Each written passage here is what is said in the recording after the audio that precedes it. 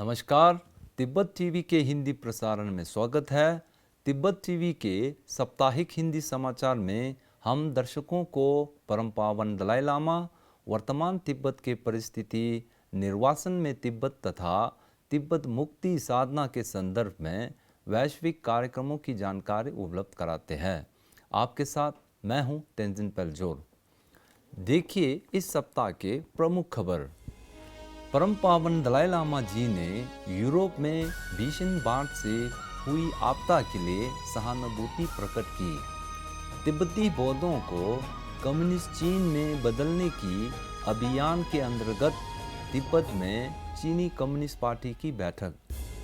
सिक्योंग पेम्बा त्सिरिंग ने तिब्बत कार्यालय के अधिकारियों एवं कर्मचारियों के साथ ऑनलाइन बैठक की। भारत के पूर्व विदेश सचिव विजय गोखले के अनुसार भारत चीन संबंध में तिब्बत एक प्रमुख मुद्दा। ब्रिटेन की हाउस ऑफ कॉमन्स द्वारा 2022 बीजिंग ओलंपिक के राजनयिक बहिष्कार करने का सर्वसम्मत प्रस्ताव पारित। तिब्बत कार्यालय मॉस्को द्वारा कलमिकीय गणराज्य के स्कूलों में सामाजिक, भावनात्मक और नैतिक शिक्षण कार्यक्रम का परिचय। अंतर्राष्ट्रीय न्याय दिवस पर भारत तिब्बत समन्वय संघ द्वारा तिब्बत के लिए न्याय विषय पर वेबिनार का आयोजन। अब सुनिए समाचार विस्तार से। परम पावन दलाई लामा जी ने यूरोप में हुई भीषण बाढ़ पर जर्मनी चांसलर एंजेला मेर्केल और बेल्जियम के प्रधानमंत्री अलेक्जेंडर डी क्रू को एक पत्र लिखकर अपना सहानुभूति प्रकट की है। अपने संदेश में परम पावन दलाई लामा जी ने कहा कि पश्चिम यूरोप, विशेषकर बेल्जियम और जर्मनी में हुई भीषण बाढ़ की रिपोर्ट मिलने पर मुझे बहुत दुख हुआ। उन्होंने बाढ़ के कारण जान माल की नुकसान के लिए सहानुभूति व्यक्त की है। मैं समझता हूँ कि इस संकट की घड़ी में आपके द्वारा आपदा से प्रभावित लोगों के प्रति चलाए जा रहे सभी कार्य सराहनीय है। मैं इस आपदा के कारण प्रभावित लोगों के प्रति संवेदना एवं सहानुभूति व्यक्त करता हूँ। चीनी राज्य मीडिया के अनुसार इस महीने चीनी कम्युनिस्ट पार्टी के अधिकारियों का तिब्बत के राजधानी ल्हासा में एक बैठक का आयोजन किया था। इस बैठक में मुख्य रूप से चीनी राष्ट्रपति शी जिनपिंग द्वारा अगस्त 2020 में आयोजित तिब्बत पर उच्च स्तरीय बैठक के दौरान की गई घोषणाओं पर चर्चा की गई। ताइवान तिब्बत कार्यालय के प्रतिनिधि बाबा केल्संग गेल्जन ने कहा कि इस बैठक में राष्ट्रीय एकता को सुरक्षित रखने के नाम पर दलाई लामा, केंद्रीय तिब्बती प्रशासन और निर्वासन में रह रहे तिब्बतियों पर शिकंजा कसा गया है। इसलिए ये सभी बैठक चीनी नेतृत्व द्वारा तिब्बती पहचान को मिटाने की साजिश है। साथ ही चीन के राष्ट्रपति शी जिनपिंग ने तिब्बत के राजधानी ल्हासा का कल दौरा किया था। यह शी जिनपिंग का राष्ट्रपति बनने के बाद तिब्बत का पहला दौरा था।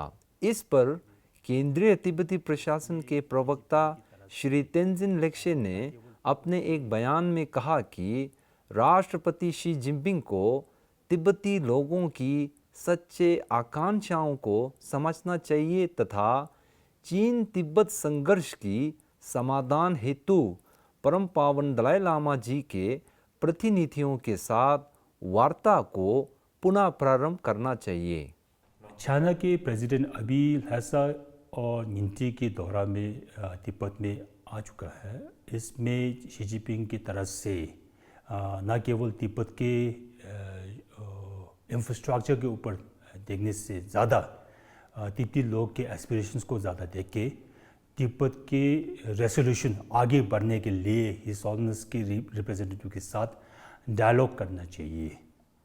गत 20 जुलाई 2021 को केंद्रीय तिब्बती प्रशासन के सूचना एवं अंतर्राष्ट्रीय संबंध विभाग ने तिब्बत कार्यालय के अधिकारियों एवं कर्मचारियों का सिक्योंग पेम्पा त्सिरिंग के साथ ऑनलाइन बैठक का आयोजन किया था। केंद्रीय तिब्बती प्रशासन के तिब्बत कार्यालय का विश्व के 13 देशों में स्थित है। Bharat, Nepal, America, Switzerland, Japan, United kingdom, Belgium, Australia, France, रूस, दक्षिण अफ्रीका, ताइवान तथा ब्राज़ील में तिब्बत कार्यालय क्रियाशील है। अपने उद्घाटन भाषण में सिक्योंग पेम्पा त्सिरिंग ने नए कशाक की उद्देश्यों और नीतियां रखते हुए कशाक की प्रयासों को बढ़ावा देने के लिए तिब्बत कार्यालयों की भूमिका और जिम्मेदारियों को स्पष्ट रूप से रेखांकित किया है। उन्होंने कशाक की आगामी योजनाओं की चर्चा करते हुए तिब्बत समस्या का वार्ता के माध्यम से समाधान निकालने की आवश्यकता पर जोर दिया। इसी प्रकार सिक्योंग पेम्पा त्सिरिंग ने धर्म एवं संस्कृति विभाग द्वारा धर्मशाला मुख्य मंदिर में आयोजित वार्षिक महागुरु बोमसोक प्रार्थना सभा में भाग लिया था। ये वार्षिक प्रार्थना विशेष रूप से परम पावन दलाई लामा जी के अच्छे स्वास्थ्य और दीर्घ आयु के लिए रखी गई है। भारत के पूर्व विदेश सचिव श्री विजय गोखले ने द प्रिंट न्यूज़ के सलाहकार संपादक ज्योति मल्होत्रा के साथ अपनी पुस्तक the long game, how the Chinese negotiate with India पर चर्चा के दौरान कहा कि भारत चीन संबंधों में तिब्बत एक मुख्य मुद्दा रहा है। उन्होंने कहा कि भारत को ये समझना चाहिए कि चीन धोखा देने के लिए बातचीत करता है। उन्होंने वर्तमान में भारत चीन के बीच लद्दाख पर तनाव के संदर्भ में ये कहा कि भारत ने चीन के साथ उनके दृष्टिकोण को समझने और बातचीत करने के मामले में कुशलता का उदाहरण दिया है। इसी 15 जुलाई 2021 को ब्रिटेन में हाउस ऑफ कॉमन्स ने सर्वसम्मति से बीजिंग में आयोजित होने वाले 2022 ओलंपिक का राजनयिक बहिष्कार करने का प्रस्ताव पारित किया था। यह प्रस्ताव तिब्बत पर ब्रिटेन संसदीय समूह के अध्यक्ष टिम लॉक्टन द्वारा प्रस्तावित किया गया था। अपने भाषण में टिम ने जोर देते हुए कहा कि 2022 ओलंपिक खेलों की मेज़बानी ऐसे देश में नहीं होनी चाहिए जिसकी सरकार बड़े पैमाने पर अत्याचार और अपराधों से घिरे हो। In the same way that this House has spoken out about the grotesque oppression, torture and murder of over 1 million peace-loving Tibetans at the hands of the Chinese Communist Party since the occupation of 1959. In the same way we have called out the industrial-scale human rights abuses against the Uyghur people, the slave labour camps in Xinjiang, the forced sterilisation of Uyghur women, all leading to a motion unanimously passed in this House on April the 22nd, thanks to the good services of my honourable friend from Wealden, which called out these inhuman acts for what they are, namely genocide. उन्होंने तिब्बत पर पारस्परिक अवगमन विधेयक का प्रस्ताव रखते हुए कहा कि अमेरिका कांग्रेस ने सर्वसम्मति से इस विधेयक को पारित किया था। इसी आधार पर हम क्यों नहीं कर सकते हैं। इस अवसर पर सांसद टॉम तुंगेनगाट, सांसद बेरे होप हाउस, सांसद इयन स्मिथ, सांसद नविंदु मिश्रा, सांसद नुसरत गानी, सांसद निगेल एडम आदि ने बीजिंग ओलंपिक के राजनयिक बहिष्कार का समर्थन दिया है। तिब्बत कार्यालय मॉस्को के प्रतिनिधि टेलो टुल्गु रिम्पुचे ने अपने रूस के गणराज्य कलमिकिया के शिक्षा मंत्री श्री एडने बेरेनोव के साथ मुलाकात के दौरान सामाजिक, भावनात्मक और नैतिक शिक्षण अर्थात सी लर्निंग कार्यक्रम का परिचय दिया था। इस अवसर पर शिक्षा मंत्री बेरेनोव ने सी लर्निंग कार्यक्रम को कलमिकिया स्कूलों में लागू करने के लिए स्वीकार किया था। टेलो रिम्पुचे ने सी लर्निंग के बारे में बताते हुए कहा कि शिक्षा से जुड़ा ये पाठ्यक्रम परम पावन दलाई लामा जी द्वारा मन को शिक्षित करने तथा करुणा के आधार पर हमारी दुनिया को बनाए रखने की दृष्टि का हिस्सा है। आपको याद है कि सी लर्निंग पाठ्यक्रम को भारत समेत पूरे विश्व के कई स्कूलों में लागू किया गया है।